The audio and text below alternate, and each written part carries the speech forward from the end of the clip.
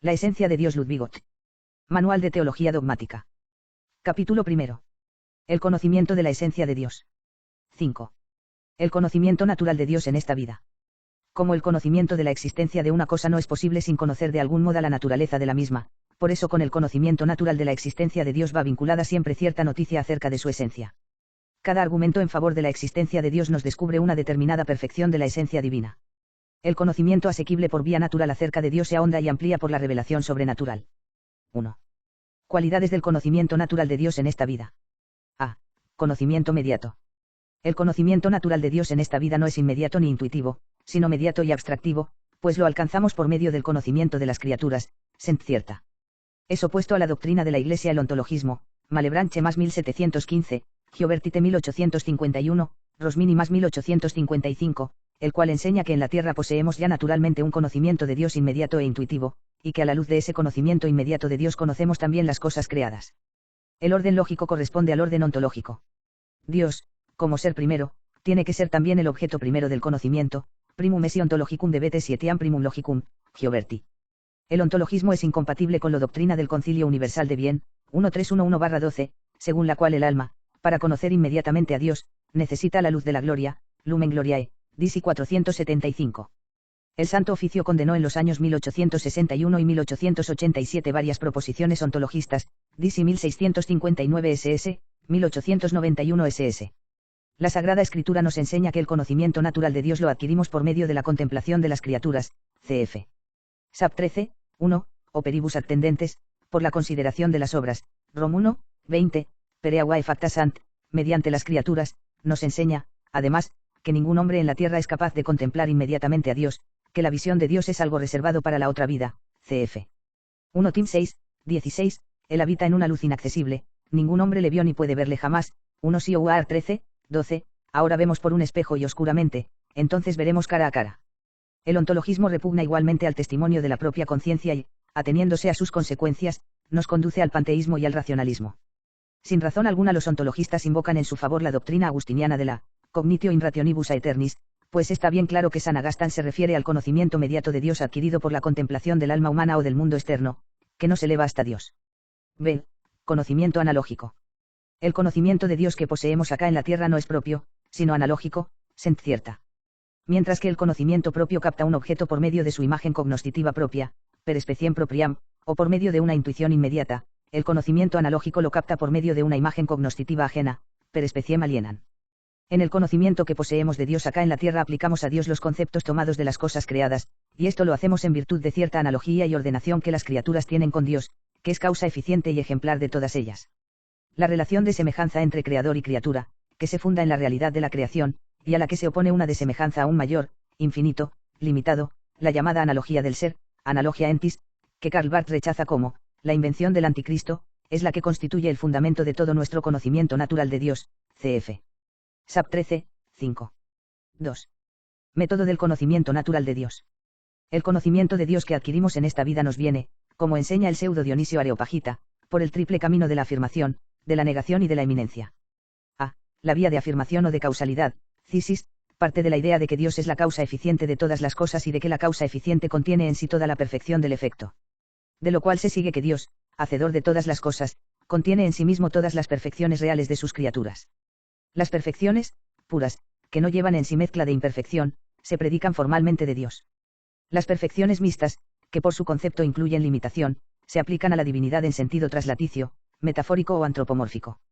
B. La vía de negación, afairesis, niega, con respecto a Dios, toda imperfección que se encuentra en las criaturas, incluso toda limitación inherente a las perfecciones creadas, que radica en su propia finitud. Este negar una imperfección es tanto como afirmar, en grado eminente, la perfección correspondiente, VG, infinito igual a riqueza sin limitación alguna. Por influjo de la teología negativa de los neoplatónicos, algunos santos padres expresan fórmulas como la que sigue: Dios no es sustancia, no es vida, no es luz, no es sentido, no es espíritu, no es sabiduría, no es bondad, pseudo Dionisio, Mist Teol C3. No es que con ello pretendan negar en Dios la existencia de tales perfecciones, sino que quieren poner de relieve que no es posible predicarlas de Dios en la misma forma que se hace de las criaturas, sino en una forma infinitamente más elevada. C. La vía de eminencia, hiperoge, eleva hasta el infinito las perfecciones de las criaturas al atribuírselas a Dios. Estas tres vías del conocimiento de Dios se completan mutuamente. A la afirmación de una perfección creada debe seguir siempre la elevación o sublimación de la misma, y a ambos momentos la negación de toda imperfección, cf. Ecli 43, 29, G27, SS, San Juan Damasceno, de Fide Urth. 1.12. 3. Imperfección del conocimiento de Dios que se posee en esta vida. La esencia de Dios es incomprensible para los hombres, de fe. La idea de Dios que poseemos en esta vida está compuesta de muchos conceptos inadecuados y es necesariamente imperfecta a causa de dicha composición. El Concilio Arbi de Letrán, 1215, y el Concilio del Vaticano llaman a Dios, incomprensible, incomprehensibilis, Disi 428, 1782. Cf. Ier 32, 19, según el texto de la Vulgata, Magnus Concilio et incorriprehensibilis cogitatu, M., grande en sus planes y poderoso en sus obras, Rom 11, 33, cuán insondables son sus juicios e inescrutables sus caminos. Los santos padres, sobre todo San Basilio, San Gregorio Niceno, San Juan Crisóstomo, defendieron la incomprensibilidad de la esencia divina, señalando como razón la infinitud y elevación de Dios sobre todas las criaturas, contra los eunomianos, que pretendían poseer ya en esta vida un conocimiento exhaustivo de Dios, es decir, que entendían adecuadamente la naturaleza divina. Dice San Agustín, más verdadero es nuestro pensar de Dios que nuestro hablar de él, y más verdadero aún que nuestro pensar de Ales su ser, verius enim cogitatur Deius quam dicitur et verius est quam cogitatur, de Trimbies el 4, 7. Conocimiento exhaustivo de Dios solamente lo posee Dios mismo, pues el ser infinito solo puede ser abarcado perfectamente por un entendimiento infinito. CFSTH 12, 7, Dios, cuyo ser es infinito, es infinitamente cognoscible. Pero ningún entendimiento creado puede conocer a Dios de manera infinita. 4. Verdad del conocimiento de Dios adquirido en esta vida. Aunque el conocimiento que poseemos de Dios en esta vida sea un conocimiento imperfecto, sin embargo es verdadero, porque Dios posee realmente las perfecciones que de él predicamos y nosotros nos damos cuenta perfecta del carácter análogo de nuestro concepto de Dios y de los predicados que le atribuimos. 6. El conocimiento sobrenatural de la esencia divina en la vida futura. 1. Realidad de la visión inmediata de Dios. Los bienaventurados en el paraíso gozan de un conocimiento inmediato e intuitivo de la esencia divina, de fe. Su Santidad Benedicto XII proclamó en la Constitución dogmática. Benedictus Deius, 1336, Vident, SC. Animae Sanctorum, diviname sentiam visione intuitiva et etiam faciali, nulla mediante creatura in ratione obiectivis seavente, sed divina essentia immediate senud, claret aperte ia eies ostendente, las almas de los bienaventurados ven la esencia divina en visión intuitiva y cara a cara, sin que se interponga criatura alguna como medio de la visión, sino mostrándoseles la divina esencia con toda inmediatez, diafanidad y claridad, Disi 530. El Concilio Unionista de Florencia, 1438-45, precisó así cuál era el objeto del conocimiento de Dios que poseen los bienaventurados, intueri, sc. Anima sanctorum, clare ipsum deiam trinum et unam, sicut est, las almas de los bienaventurados intuyen claramente al Dios trino y uno, tal como es, Disi 693. El lugar más importante de la Sagrada Escritura en favor de la tesis es 1 Sioar 13, 12, donde el apóstol contrapone al conocimiento de Dios que poseemos en esta vida, como mediante un espejo conocimiento enigmático y fragmentario, aquel otro conocimiento claro e inmediato de Dios que tiene lugar en la otra vida, ahora vemos por un espejo y oscuramente, entonces veremos cara a cara. Al presente conozco solo fragmentariamente, entonces conoceré como soy conocido. San Juan describe el futuro estado de bienaventuranza, al que nos disponemos aquí en la tierra por medio de la filiación divina, con las siguientes expresiones: seremos iguales a él, porque le veremos tal cual es, videbimus ilium sicut est, 1 y 3, 2, cf. Mt 5, 8, 18, 10, 2 Ioar 5, 7. Los padres más antiguos enseñan, de acuerdo con las llanas palabras de la Sagrada Escritura, que a ellos ángeles y los santos gozan en el cielo de una verdadera visión cara a cara de la divinidad, cf. San Ireneo, ADB. Ger. 420, 5, V7, 2. Desde mediados del siglo IV parece que algunos santos padres, como San Basilio Magno, San Gregorio Niceno, San Juan Crisóstomo, niegan que sea posible una contemplación inmediata de la divinidad. Pero hay que tener en cuenta que las manifestaciones que hacen a este respecto se dirigían contra Eunomio, que propugnaba ya para esta vida terrena el conocimiento inmediato y comprensivo de la divina esencia. En contra de esta doctrina, los santos padres insisten en que el conocimiento de Dios en esta vida es mediato, y el de la otra vida es, sin duda, inmediato, pero inexhaustivo. San Juan Crisóstomo compara el conocimiento de Dios que se posee en el paraíso con la visión de Cristo transfigurado en el monte Tabor, y exclama: ¿qué diremos cuando se presente la verdad misma de todas las cosas, cuando abiertas las puertas del palacio podamos contemplar al Rey mismo, no ya en enigma ni en espejo, sino cara a cara, no con la fe, sino con la vista del alma? Ad Theodorum Lapsumi 11.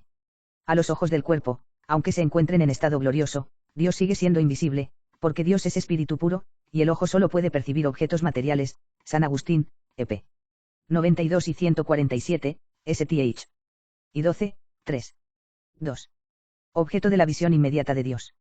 A. El objeto primario de la contemplación inmediata de Dios es la esencia infinita de Dios en toda su plenitud de vida trinitaria, ipse Deius Trinus et Unus, DC 693. B. El objeto secundario son todas las criaturas, que son contempladas en Dios como hacedor de todas ellas.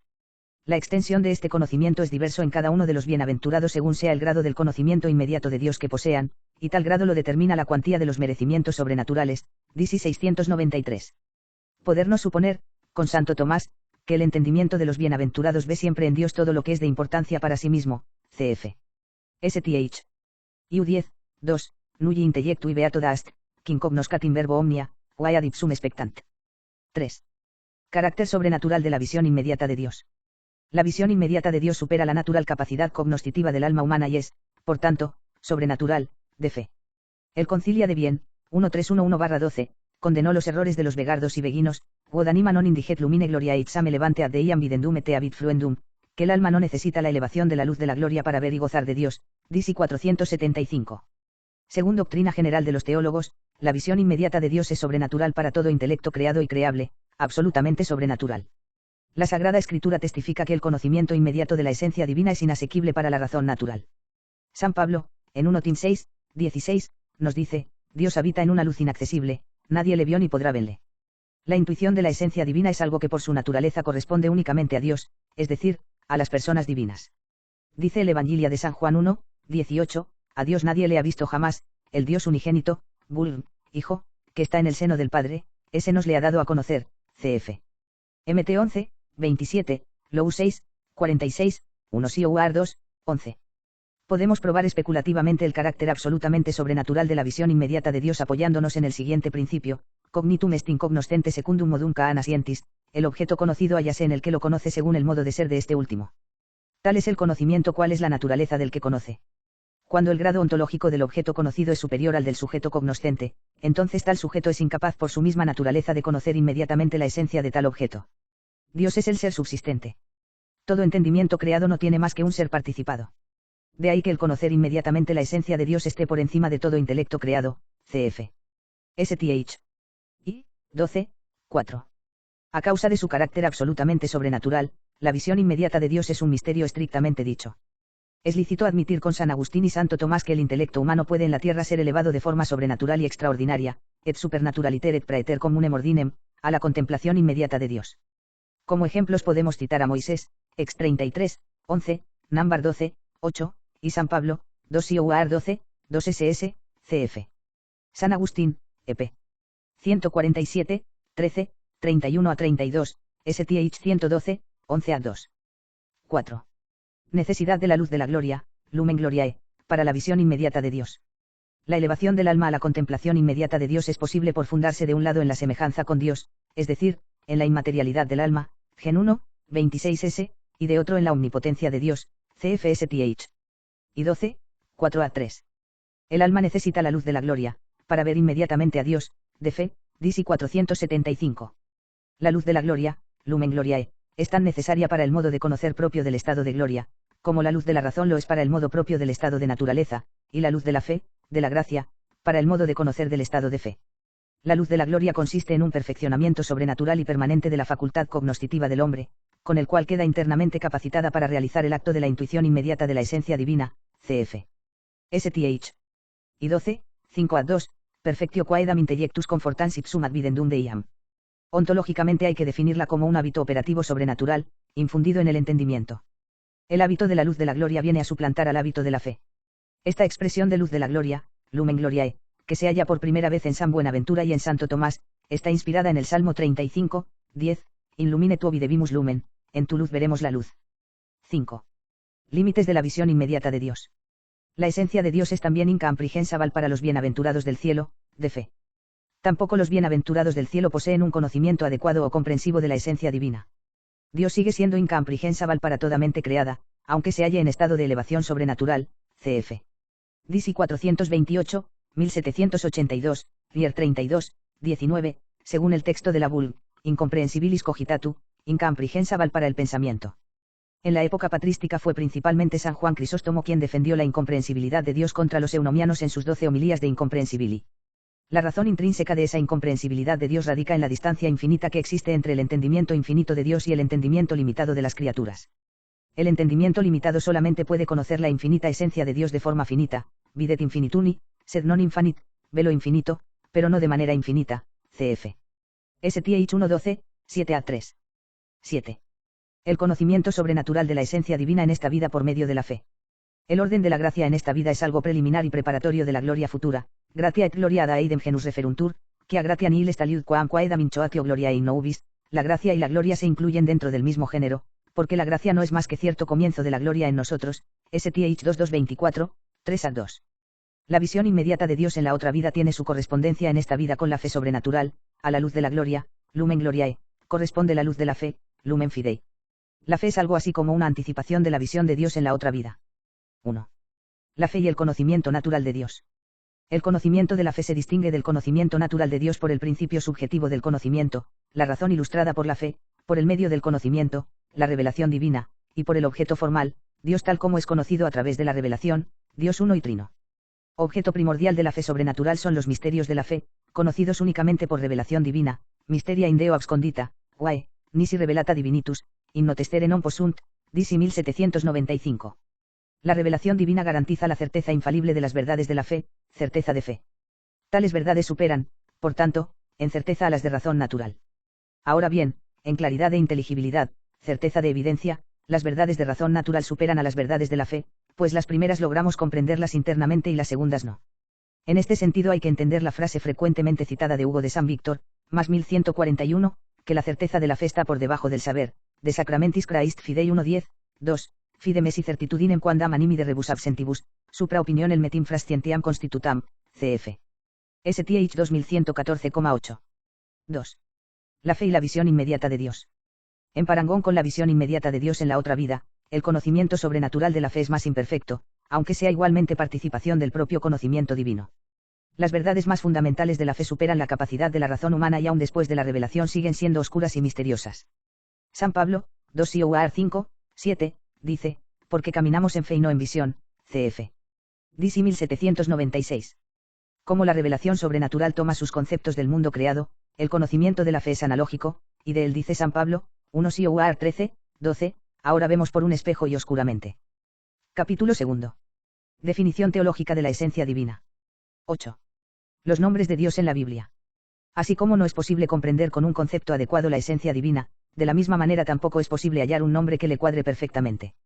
De ahí que los santos padres llamen a Dios, indecible, inefable, arretos, ineffabilis, innominado, anónimos. Los diversos nombres que la Sagrada Escritura aplica a Dios expresan más bien las operaciones de Dios que su esencia divina. Según sus distintas operaciones, Dios puede recibir distintos nombres. Por eso el pseudo Dionisio llama a Dios, el de muchos nombres, polionimoso, el de todos los nombres, panónimos. Cf. Pseudo Dionisio, de Dia Eibi. Nominibus 1, 6, 12, 1, San Juan Damasceno, de Fideourth. Y 12. Con Scheven, Dogmatic SN 84 SS, podemos clasificar en tres grupos los 7 nombres sagrados del Antiguo Testamento. El primer grupo expresa la relación de Dios con el mundo y con los hombres, el igual a el fuerte, el poderoso, Elohim igual a el que posee la plenitud del poder, Adonai igual a el Señor, el soberano, el juez. El segundo grupo designa más bien las perfecciones internas de Dios, Sadai igual a el omnipotente, Elián igual a el Altísimo, Kados igual a el Santo, y el tercer grupo comprende el nombre propio y esencial de Dios, Yahvé. El nombre propio del Dios verdadero es Yahvé. Se deriva lingüísticamente de Haya, variante del antiguo Jahua igual a ser, significa, Él es. Los 70 lo traducen aquí etimológicamente con justeza por On igual a, el que es, pero luego lo sustituyen generalmente por Kyrios igual a el Señor. Dios mismo reveló este nombre a Moisés al responder a su pregunta sobre cuál era su nombre: yo soy el que soy, Elle asiarelle. Así dirás a los hijos de Israel: Elle, yo soy, me ha enviado a vosotros. Esto dirás a los hijos de Israel: Yahvé, Él es, el Dios de vuestros padres, el Dios de Abraham, el Dios de Isaac y el Dios de Jacob me ha enviado a vosotros. Este es para siempre mi nombre, y esta mi denominación de linaje en linaje. Ex 3, 14s. Conforme a Ex 6, 3, Dios manifestó por primera vez a Moisés su propio nombre de Yahvé, mientras que a los patriarcas se les presentaba con el de El Shaddai. El narrador bíblico, apoyándose en la revelación posterior, emplea ya el nombre de Yahvé en la historia del paraíso y lo pone en labios de los patriarcas y de Dios mismo. Gen 15, 2 y 7. Por eso en Gen 4, 26 se dice, entonces se comenzó a invocar el nombre de Yahvé, no queriendo significar con ello que se comenzara a invocar a Dios bajo el nombre de Yahvé, sino que se empezó a tributarle culto. En la época que precedió a Moisés no es posible hallar con certeza el nombre de Yahvé ni en Israel ni fuera de Israel. Sin embargo, fundándose en algunos nombres propios bíblicos, cf.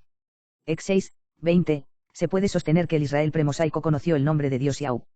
Siendo esto así, la revelación del nombre de Yahvé a Moisés lleva consigo una ampliación lingüística y, sobre todo, el descubrimiento de su profundo significado, pues el nombre de Yahvé es la revelación divina veterotestamentaria más perfecta sobre la esencia de Dios. El Nuevo Testamento recoge los nombres paleotestamentarios de Dios conforme a la versión de los 70 y sitúa en el centro de la religión cristiana la denominación de Padre, que en el Antiguo Testamento aparece únicamente de forma aislada. 9. 1. Esencia física y metafísica de Dios. 1. La esencia física de Dios. La esencia física de Dios es el conjunto de todas las perfecciones divinas realmente idénticas entre sí. Véase la enumeración de los atributos divinos que hacen el Concilio 4 de Letrán y el Concilio del Vaticano, DC 428, 1782. 2. La esencia metafísica de Dios. La esencia metafísica de Dios es aquella nota fundamental de la esencia divina que, según nuestro modo analógico de pensar, constituye la última y más profunda razón del ser divino y que le distingue radicalmente de todos los seres creados, y que es la raíz de todas las demás perfecciones divinas. Varias son las opiniones respecto al constitutivo de la esencia metafísica de Dios. A. Los nominalistas ponen la esencia metafísica de Dios en la suma de todas sus perfecciones, que umia las omnium perfectionum, identificando de esta forma la esencia física y la metafísica. B. Los escotistas consideran como esencia metafísica de Dios la infinitud radical, infinitas radicalis, es decir, aquella propiedad que exige que Dios posea en grado infinito todas las perfecciones. Esta sentencia no explica cuál es la razón última de esa infinitud. La infinitud es únicamente una categoría ontológica y no la misma esencia metafísica. C. Muchos tomistas opinan que la esencia metafísica de Dios es su absoluta intelectualidad, la cual definen como, entender radical, intelligere radicale, o como actividad formal del conocimiento, intelligere actuale, intellectio subsistens. Contra estas dos opiniones se suele objetar que no señalan la raíz última de todas las perfecciones, sino una nota derivada de ella. La intelectualidad absoluta presupone el ser absoluto, y el entender subsistente presupone el ser subsistente. D. La opinión mejor fundada en la Sagrada Escritura y la tradición determina como esencia metafísica de Dios el mismo ser subsistente, ipsum esse subsistens.